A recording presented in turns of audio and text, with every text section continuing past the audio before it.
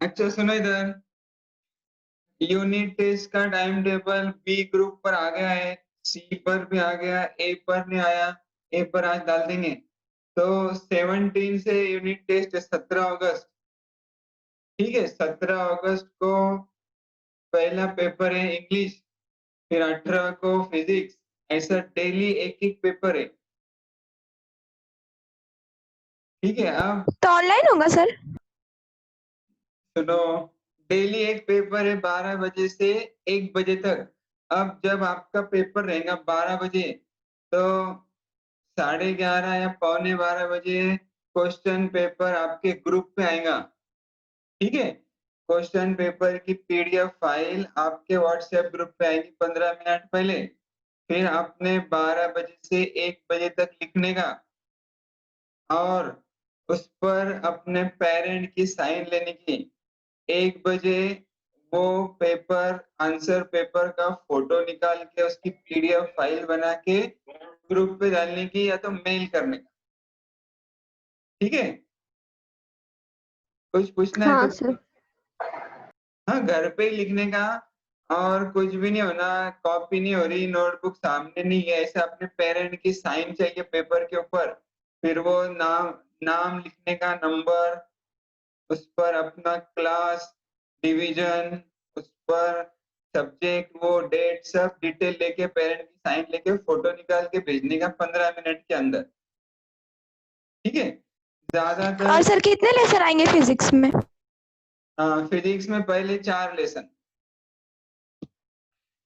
देखो अपने टोटल कितने लेसन है, 16, जिसमें से 25% मतलब 4 लेसन फर्स्ट यूनिट टेस्ट में रहेंगे, 8 लेसन फर्स्ट टर्म एग्जाम में रहेंगे। ठीक है, तो ऐसा बराबर सॉल्व करके मेरे ज्यादातर मेल करो, क्योंकि एक साथ इतने 200 पीडीएफ फाइल आएंगे, जमी होंगी। ईमेल एड्रेस देता मैं। मेल कैसे करते मालूम है? कंपोज मेल में जाने का, मेरा ईमेल आईडी डालने का, और वहाँ अटैचमेंट रहता, अटैचमेंट क्लिक करेंगे तो उसमें आपको पीडीएफ फाइल सिलेक्ट करने का जहाँ भी सेव है, और सेंड कर देने का, नाम नंबर पूरा। सर पर ग्रुप पे भी भेज सकते ना? नहीं, ग्रुप पे नहीं, ईमेल करने का मुझे, या तो मेरे पर्सनल व्हाट्सएप नंबर पे। हाँ ठीक है, मतलब जो सब्जेक्ट के रहेंगे वो सब्जेक्ट के टीचर्स को पर्सनल भेजने का। हाँ, ऐसा आंसर पेपर पीडीएफ बना के, और वो संभाल के रखने का घर हाँ। पे। जब अगले महीने जब भी कॉलेज शुरू होगा ना, तो वो कॉलेज में जमा करने का है सब। हाँ, एक हाँ ठीक है सर। नोटबुक पे नहीं लिखने का, ऐसा बंच बनाओ 4 5 6 पेजेस का फुल स्केप का, उसको स्टेपल करो, फिर उस पर आंसर लिखो, वो जमा करना पड़ता कॉलेज। ठीक है। हाँ सर। ओके, चलो और अब सर जो रिड्यूस सिलेबस हुआ उससे जितना बचा है उसके बाद वैसे ही आएगा ना? रिड्यूस सिलेबस का मैंने आपको भेजा था ना, वो जो सिलेबस हाँ कम सर, हुए वो हुए, तो सुनो, जो सिलेबस रिड्यूस हुआ, वो सिलेबस, वो पेपर अपने टेक्स्ट बुक या नोट्स में उतना पार्ट कट कर दो, वो पार्ट ऐसा पेंसिल से क्रॉस कर दो, वो छोड़ के पढ़ाई करने की, है ना। उस पे क्वेश्चन नहीं आएंगे, अभी हाँ भी नहीं आएंगे, और एग्जाम में भी नहीं आएंगे, वो इतना रिड्यूस पार्ट है अपना। हाँ सर, ठीक। ठीक है, चलो एक पढ़ाई स्टार्ट करते हैं। लास्ट टाइम अपना एक इम्पोर्टेंट लेसन चल रहा था, थोड़ा सा पार्ट बाकी था, जिसका नाम था ऑसिलेशंस।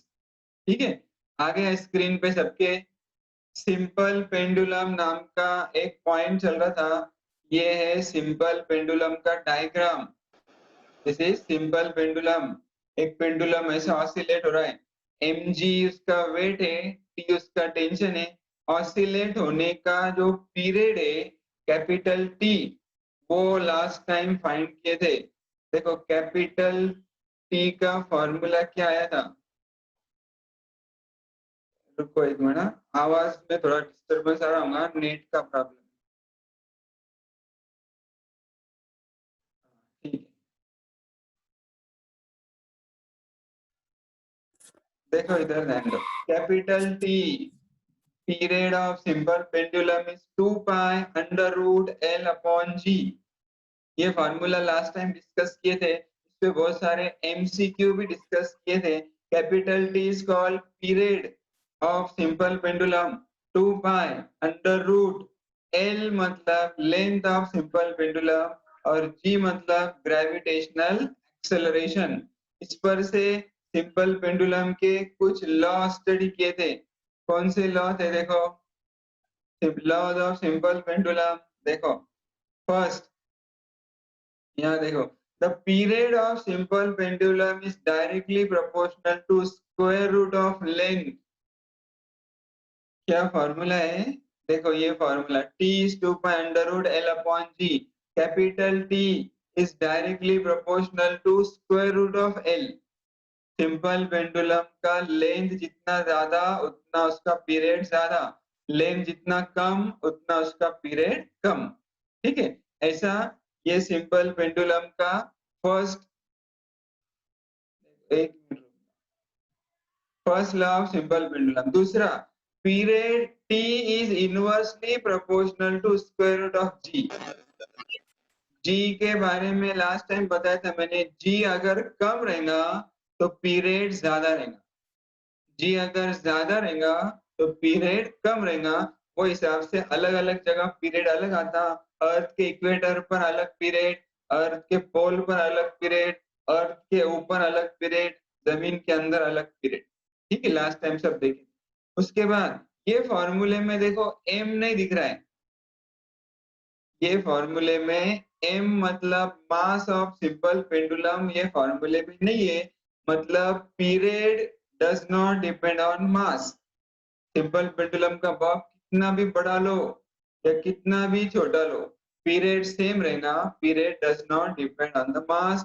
और एक चीज, इसमें एम्पलीट्यूड भी नहीं दिख रहा है, तो it does not depend on amplitude. देखो तीन law, the period of simple pendulum is inversely proportional to square root of g.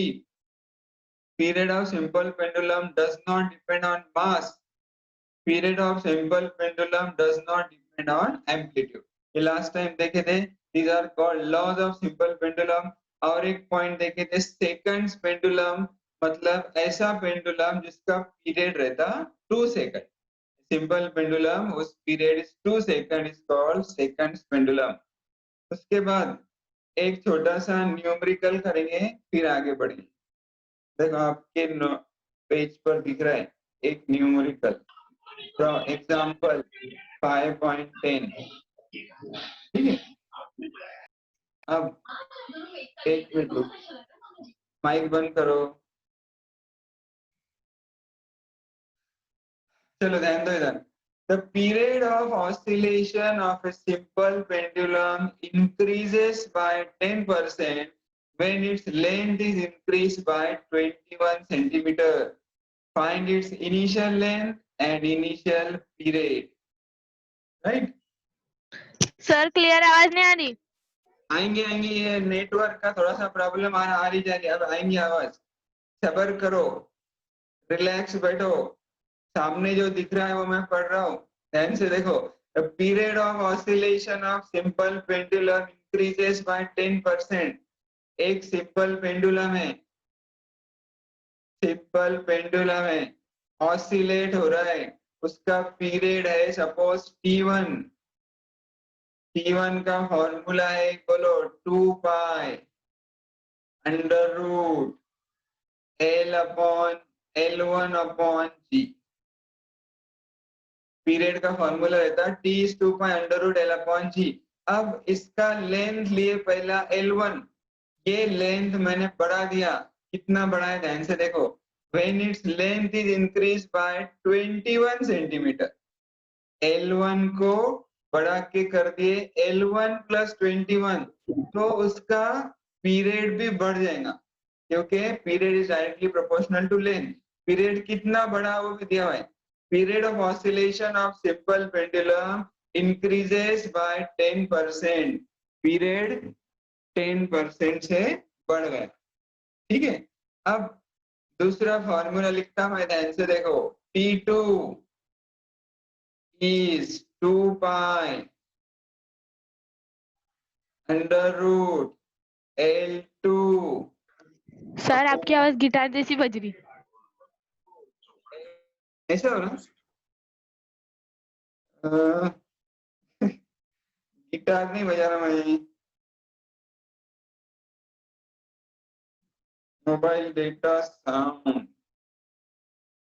देखो 2 मिनट के बाद आवाज क्लियर आएंगी। रोशनी, सर अभी फरीद, आप दिख भी नहीं रहे। हाँ सर, आप दिख भी नहीं रहे। क्यों ऐसा हो रहा? रुको रुको,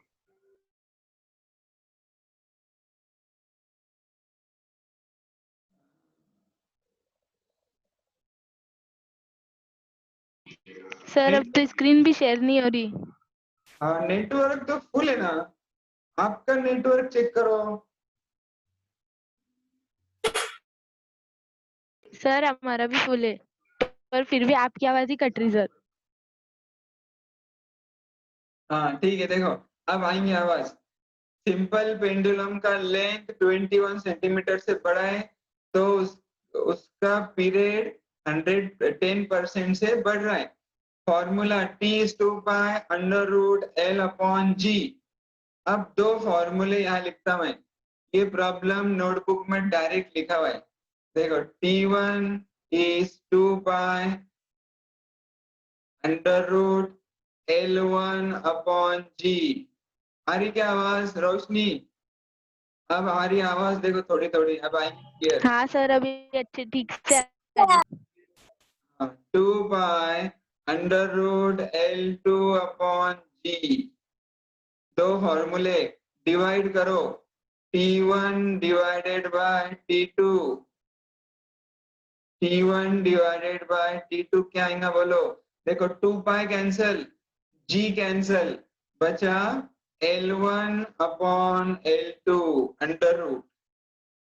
ठीक है, देखो T/2π√L/G। अब सिंपल पेंडुलम का पीरियड इंक्रीजेस बाय 10%। शुरू में पीरियड 100 था तो बाद में आवाज नहीं आ रही आपकी। हाँ आएंगे आएंगे नेटवर्क। सर थोड़ी देर क्लियर आती, फिर थोड़ी देर के बाद ऐसी बचती।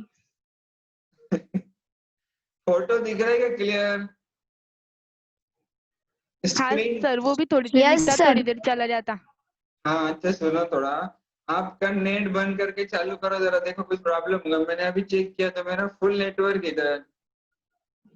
सर हम रिजाइन करो क्या? आप हमको परमिशन दो अंदर आने। क्या बोले? हम सर रिजॉइन रिजाइन करो करते। क्या? हाँ ठीक, करो करो। हाँ सर, परमिशन दो सर, एडमिट करो। नहीं अपने आप हो जाएंगे, आप एक बार ही परमिशन लगती। करो, हाँ एग्जिट ओके सर। करके फिर से ज्वाइन करो। देखो L1/L2, T1 की जगह लिखे 100, T2 की जगह लिखे 110। ठीक है, अब 100 and 110 करे डिवाइडेड, आगे स्क्वायर रूट L1/L2। L1/L2 की जगह मैंने लिया L1 + 0.21, क्योंकि इसका लेंथ बढ़ा दिए 21 सेंटीमीटर से, मीटर में लेंगे तो 0.21।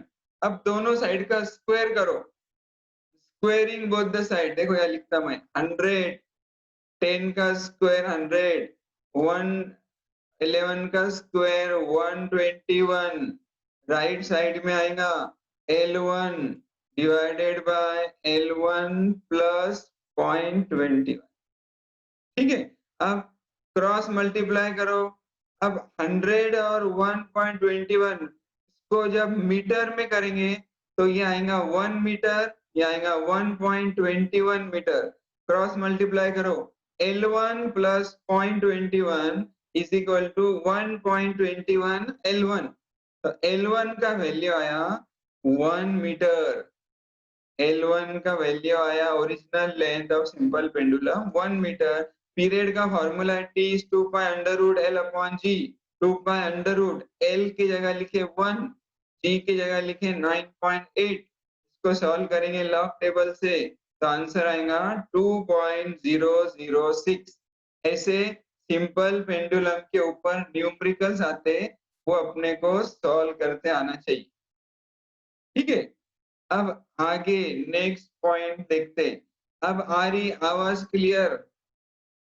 यस। हाँ सर, एकदम क्लियर आ रही अभी। हाँ वेरी गुड। वो नेट का प्रॉब्लम आ जाता बीच बीच में, उसको कुछ नहीं कर सकते। और ये एक 45 में डिवाइड हो जाता ना। चलो आगे चलते। ये लेसन का एक छोटा सा पॉइंट बाकी है, वो पॉइंट मैं आपको बताता हूँ, फिर ये लेसन खत्म हो जाए।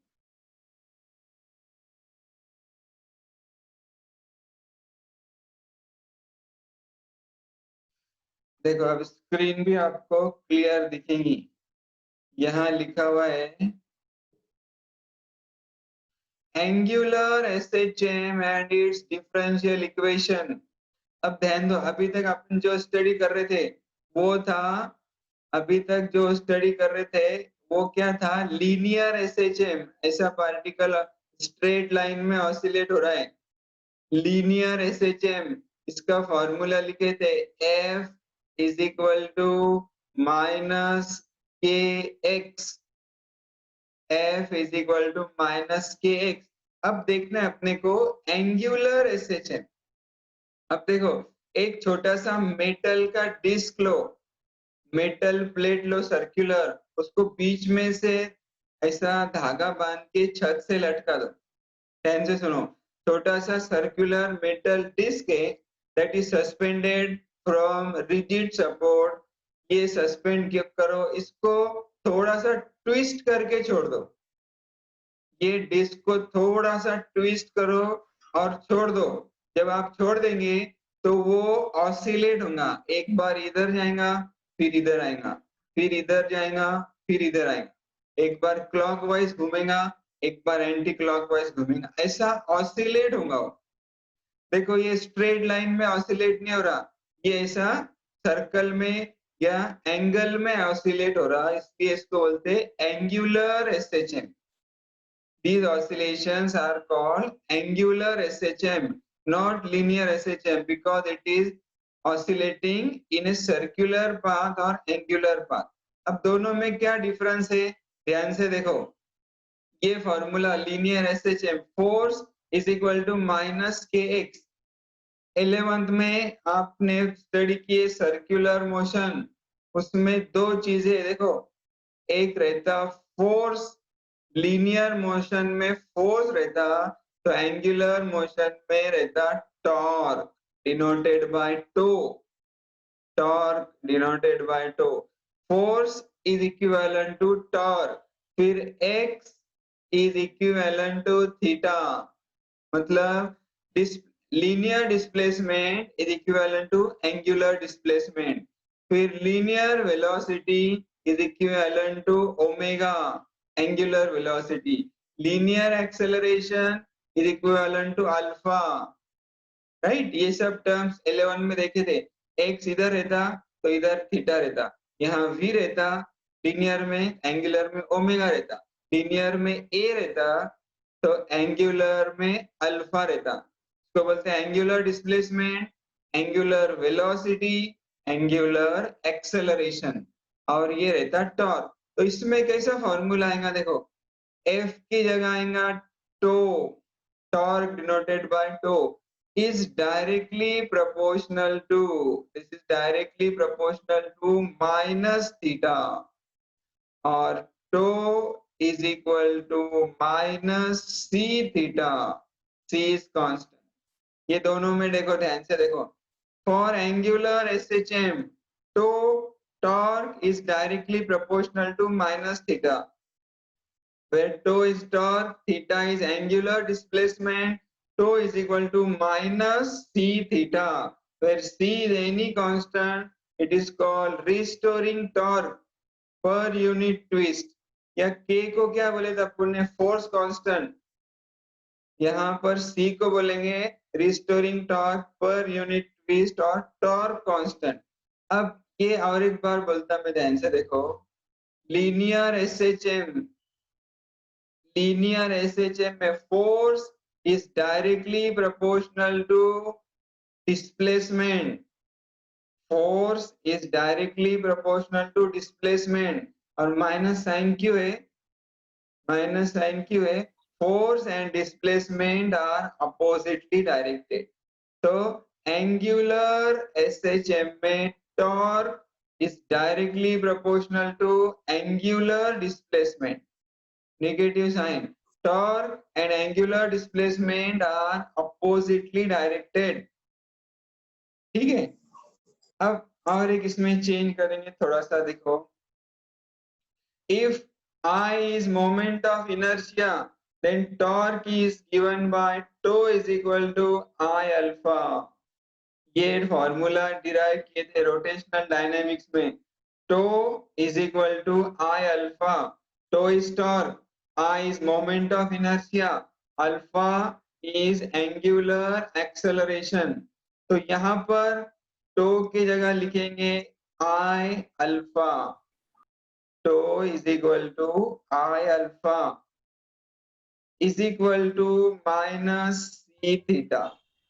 ठीक है, अब अल्फा क्या रहता, अल्फा रहता d2 theta by dt square. देखो a क्या रहता, a acceleration is d2 x divided by dt square. a is d2x by dt square. Similarly, alpha is d2 theta by dt square. I into d2 theta by dt square plus c theta is equal to I. देखो c theta को इधर लो. This is the differential equation of angular SHM. इसको बोलते हैं differential equation of angular SHM. इससे पहले हमने देखे थे differential equation of linear SHM क्या था, d2x by dt square plus k upon m x is equal to 0. Differential equation of angular SHM है d2 theta by dt square into I plus c theta is equal to 0. समझ में आ रहा difference, क्या फर्क है, समझ में आ रहा. अब देखो आगे,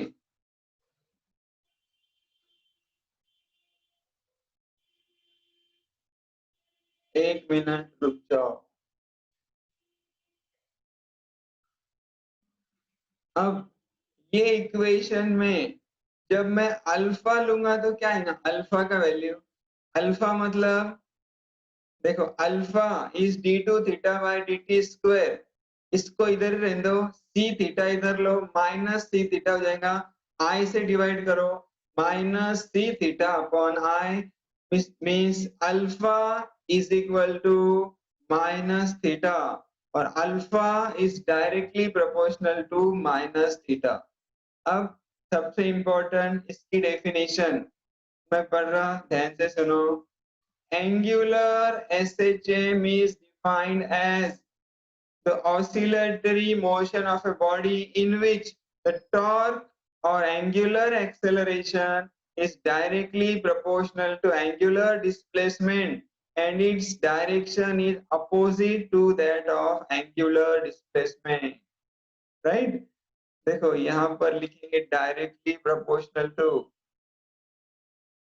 एक दूसरा ये जो दिख रहा है alpha is directly proportional to minus theta और tau is directly proportional to minus theta. देखो टॉर्क और angular acceleration means alpha is directly proportional to theta. Theta मतलब angular displacement, directly proportional to angular displacement. And यहाँ पर minus sign क्यों है, and its direction is opposite to that of angular displacement. इसका direction angular displacement से opposite है. ये definition of angular SHM. अब t रहता उसका पीरियड, t का फॉर्मूला रहता 2 पाई बाय ओमेगा. ये फॉर्मूला ध्यान से देखो क्या लिखा हुआ है, t is equal to 2 pi under root angular acceleration पर unit angular displacement. Linear SHM के टाइम क्या फॉर्मूला था सुनो, t is equal to 2 pi acceleration पर यूनिट डिस्प्लेसमेंट. यहाँ एक एक वर्ड ऐड किया हुआ है, एंगुलर एक्सेलरेशन पर यूनिट एंगुलर डिस्प्लेसमेंट. ठीक है, अब इसमें एक छोटा सा पॉइंट देखते हैं फिर ये लेसन खत्म हो जाएगा. देखो क्या हेडिंग दिया हुआ है, दिख रहा है, magnet vibrating in uniform magnetic field. Magnet vibrating in uniform magnetic field. देखो, एक यूनिफॉर्म मैग्नेटिक फील्ड मतलब एक बड़ा मैग्नेट इधर रखा हुआ है, ये उसका नॉर्थ पोल है। ये एक दूसरा बड़ा मैग्नेट इधर रखा हुआ है, ये उसका साउथ पोल है। दोनों के बीच में ये जो लाइंस दिख रहे हैं, दिस इज बी, मतलब ये है मैग्नेटिक इंडक्शन बी, ये उसका डायरेक्शन है। ये मैग्नेटिक इंडक्शन डिनोट होता, ये जो लाइंस दिख रहे हैं इसको बोलते हैं मैग्नेटिक लाइंस ऑफ फोर्स। वो हमेशा नॉर्थ पोल से साउथ पोल में रहता। अब ऐसे मैग्नेटिक फील्ड में एक बार मैग्नेट, ये जो दिख रहा है बार मैग्नेट, लटका दो धागे से। जब वो बार मैग्नेट धागे से लटका देंगे तो वो ऐसा रहेगा, कैसा रहेगा, parallel to the magnetic field. Magnetic field को पैरेलल आके रुक जाएगा। ठीक है, अब ये मैग्नेट को आप थोड़ा सा ऐसा ट्विस्ट करो, ऐसा मोशन दो थोड़ी सी और छोड़ दो। जब ऐसा आप थोड़ा सा मोशन देके छोड़ देंगे वो ऑसिलेट होगा। जैसा पहले दिखाया था मैंने, सर्कुलर डिस्क ऑसिलेट होती, वैसे ही मैग्नेट ऐसा ऐसा ऐसा ऐसा ऑसिलेट होगा। तो ये ऑसिलेशंस रहेंगे एंगुलर एसएचएम के, वो अपने को प्रूव करना है। देखो यहाँ पढ़ता मैं क्या लिखा हुआ है, consider a bar magnet suspended in a uniform magnetic field, it will remain steady with its axis parallel to the direction of field.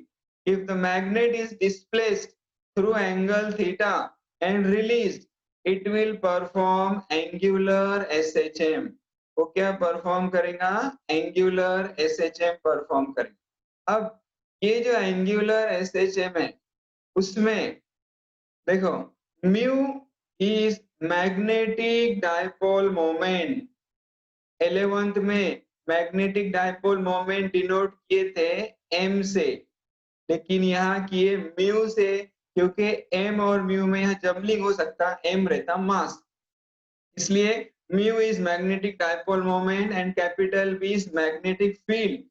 Then in deflected position, अब मैग्नेट जब ऐसा डिफ्लेक्ट है तो नॉर्थ पोल और south pole पर force exert होगा। इधर होगा माइनस QB, इधर होगा प्लस QB, इसके वजह से मैग्नेट पर एक टॉर्क जनरेट होगा। मैग्नेट पर एक टॉर्क जनरेट होगा जिसका फॉर्मूला रहता tau is equal to mu B sine theta. वो टॉर्क क्या करेगा, मैग्नेट को ओरिजिनल पोजीशन पर लाने की कोशिश करेगा। Tau is mu B sine theta, लेकिन यहाँ थीटा स्मॉल लेना अपने को। If theta is small, sine theta is theta, तो साइन थीटा की जगह जब थीटा लिखेंगे tau is equal to mu B theta. ठीक है, for clockwise angular displacement theta, the restoring torque is in anti-clockwise sense, right? clockwise torque है तो theta anti clockwise, इसलिए माइनस साइन आएगा। देखो tau is equal to I alpha, क्या हुआ, आवाज आएंगे, आराम से बैठो। Tau is equal to I alpha is equal to minus mu B theta, right? Where I is moment of inertia, theta is angular displacement, alpha चाहिए अपने को, I को इधर लो, minus mu B upon I into theta. Final formula क्या मिला, alpha is minus mu B I upon theta. अब ये फॉर्मूला देखो, अल्फा है angular acceleration, theta angular displacement, mu constant, B constant और I constant, इसलिए alpha is directly proportional to minus theta. Here mu B and I are constant. Its angular acceleration of oscillating magnet is directly proportional to angular displacement and is opposite to the angular displacement. ठीक है, अब इस पर से period का formula लिखना है अपने को। देखो, period of oscillation of magnet will be T is equal to 2 pi under root angular acceleration per unit angular displacement. Angular acceleration alpha, angular displacement theta. ठीक है, देखो इधर देखो, angular acceleration alpha, angular displacement theta. ये theta इधर लो, alpha upon theta आएगा minus mu B upon I, minus sign direction दिखा था, देखो alpha upon theta is mu B upon I, जो नीचे से ऊपर लेंगे तो I upon mu B. Formula for angular SHM, period of magnet T is 2 pi under root I upon mu b. ये एक फॉर्मूला आपको याद करना है. समझ में आया यहाँ तक? अब इस पर एक न्यूमेरिकल लेते हैं 5 मिनट में, फिर ये लेसन खत्म हो जाएगा.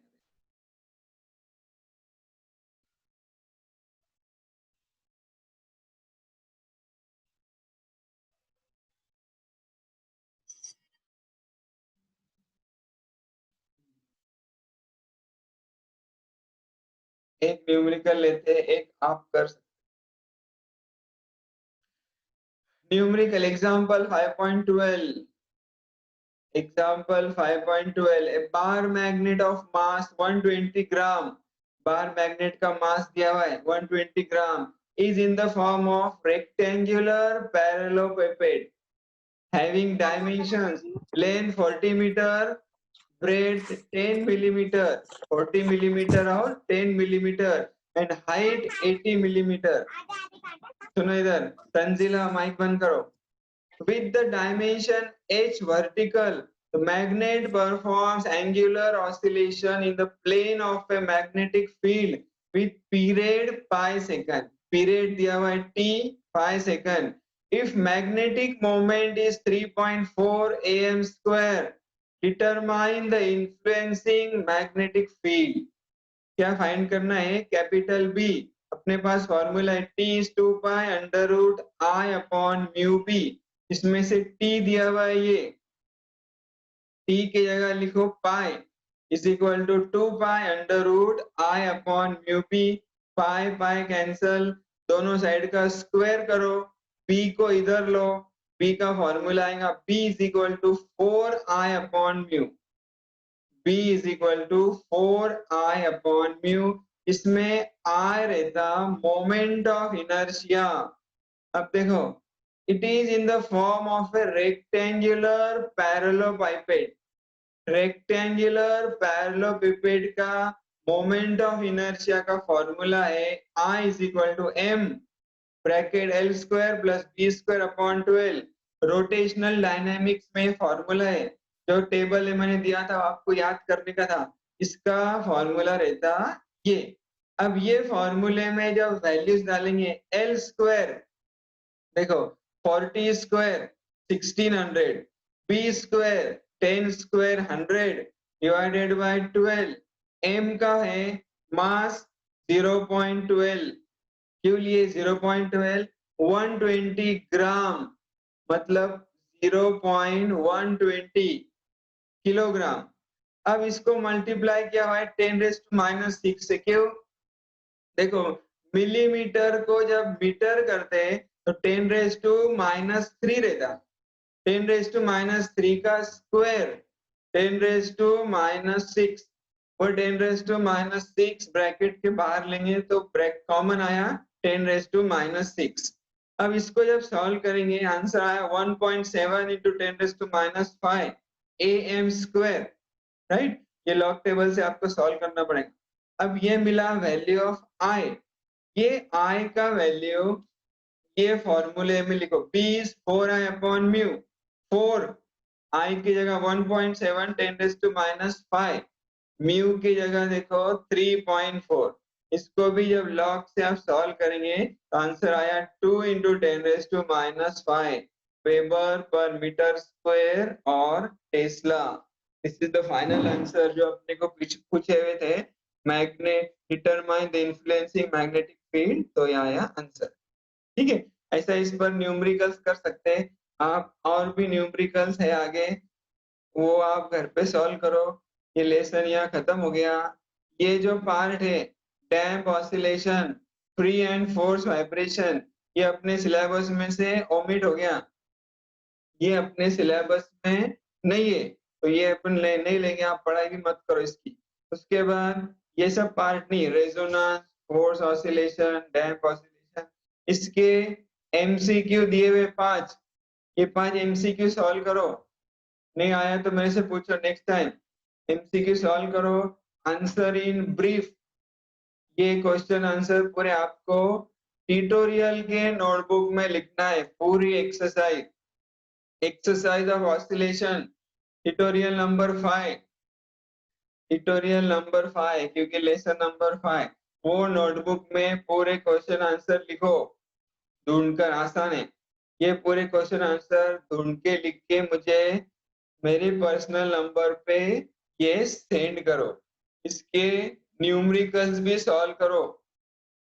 आपके पास डाइजेस्ट भी है, मैंने लिंक भेजा था उसमें डाइजेस्ट है। और नहीं आया अगर कुछ तो यूट्यूब के लिंक में सॉल्व किया हुआ है, यूट्यूब में जाने का, वहां लिखने का, यूट्यूब में लिखो Maharashtra state board standard 12 lesson number 5 exercise, ऐसा लिखो यूट्यूब पे, तो वहां पर ये पूरा सॉल्व किया हुआ मिलेगा आपको। क्वेश्चन के आंसर भी दिए हुए, न्यूमेरिकल्स भी सॉल्व किए हुए, एमसीक्यू भी सॉल्व किए हुए। नहीं समझा तो उसमें देखने का, पहले सॉल्व करने का ट्राई करने का। समझ में आया क्या टाइप करने का? Maharashtra state board standard 12 physics lesson number 5 exercise, ऐसा डालो तो पूरा एक्सरसाइज सॉल्व किया है। तो ये ऑसिलेशन नाम का लेसन नंबर 5 यहाँ खत्म हो गया। नेक्स्ट लेक्चर में हम लोग स्टडी करेंगे लेसन नंबर 6, इसका नाम है वेव ऑप्टिक्स, वो स्टडी करेंगे। लेकिन उसके साथ साथ आप पढ़ाई करो, आपका जो टेस्ट है उसकी पढ़ाई करो बराबर। 4 लेसन है, चारों लेसन के नोट्स मैंने पीडीएफ भेजा हुआ है व्हाट्सएप पे, उसमें से ही क्वेश्चन आंसर आएंगे। और उसका पेपर पैटर्न भी मैं शुरू में थोड़े पहले सेंड करूंगा। एमसीक्यू कितने रहेंगे, न्यूमेरिकल्स कितने रहेंगे, 2 मार्क्स के, 3 मार्क्स की क्वेश्चन, ऐसा आपको सेंड करूंगा पेपर पैटर्न, वो हिसाब से पढ़ाई करने की और अच्छा पेपर लिखो। ठीक है, टाइम खत्म हो गया, ये ऑटोमेटिक ऑफ हो जाएगा। किसको कुछ पूछना होगा तो जल्दी पूछ लो। 44 स्टूडेंट्स थे, अच्छे अटेंडेंस